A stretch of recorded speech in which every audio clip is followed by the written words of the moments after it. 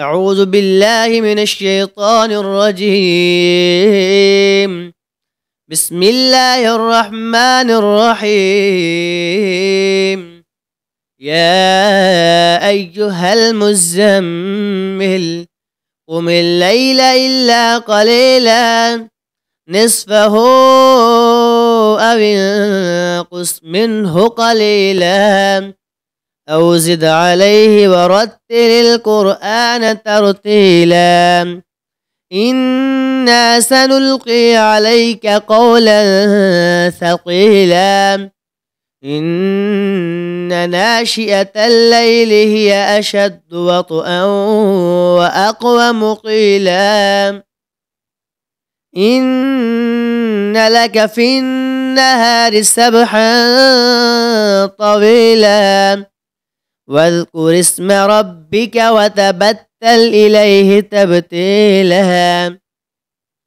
رب المشرق والمغرب لا إله إلا هو فاتخذه وكيلا واصبر على ما يقولون واهجرهم هجرا جميلا وذرني والمكذبين أولي النعمة ومهلهم قليلا إن لدينا أنكالا وجحيما وطعاما ذا غصة وعذابا أليما يوم ترجف الأرض والجبال وكانت الجبال كثيبا مهيلا إنا أرسلنا إليكم رسولا شاهدا عليكم كما أرسلنا إلى فرعون رسولا فعصى فرعون الرسول فأخذناه أخذا وبيلا فكيف تتقون إن كفرتم يوما يجعل البلدان شيبا السماء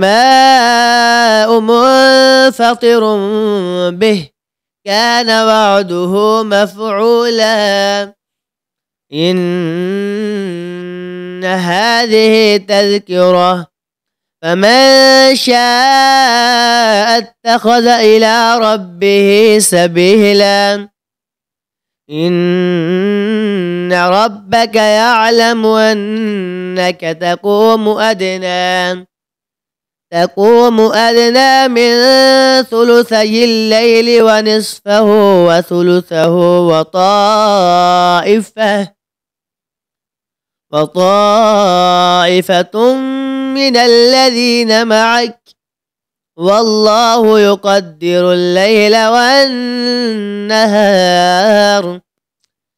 علم أن لن تحصوه فتاب عليكم فاقرؤوا ما تيسر من القرآن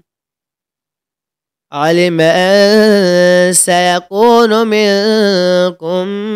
مرضى وآخرون يضربون في الأرض يبتغون من فضل الله وآخرون يقاتلون في سبيل الله فاقرؤوا ما تيسر منه وأقيموا الصلاة وآتوا الزكاة وأقرضوا الله قرضا حسنا وما تقدموا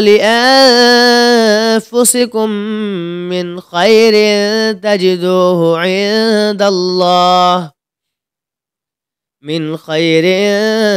تجدوه عند الله هو خيرا وأعظم أجرا واستغفروا الله إن الله غفور رحيم صدق الله العظيم.